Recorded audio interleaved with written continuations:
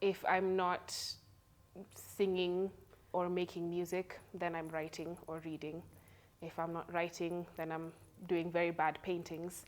If I'm not doing terrible paintings that would scare children, then there's something else creative that's always running around in the back of my being. And I think it just helps me feel. It helps me feel. Yeah, I think that's it. It helps me feel. It's one of those things that I don't know how not to do. I grew up listening to a lot of music. My dad would travel for work, and whenever he would come back home, he would bring CDs and records.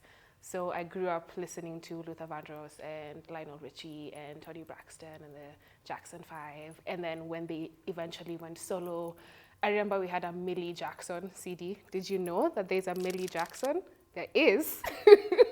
There's a CD of hers. So I grew up listening to a lot of that, and I would play those CDs over and over. I would genuinely annoy my parents and my family, and that was the beginning of loving music.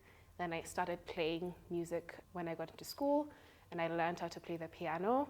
Then eventually picked up the guitar, started writing, made a band with my friends, and here we are. I hope that you start to live the dreams inside your soul. I would say getting to release my first EP, Shorts.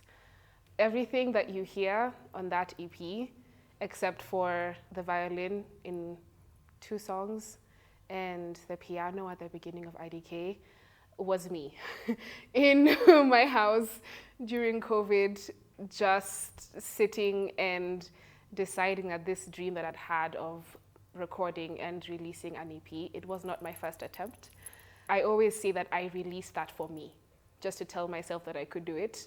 When I pressed send to my distributor and that was it, it was uploaded, and when I was just waiting for it to come out, I was like, oh my God, I did that. And not to say I didn't have support and people who answered my questions, but being able to say that I was able to put that together, and I'm very proud of it.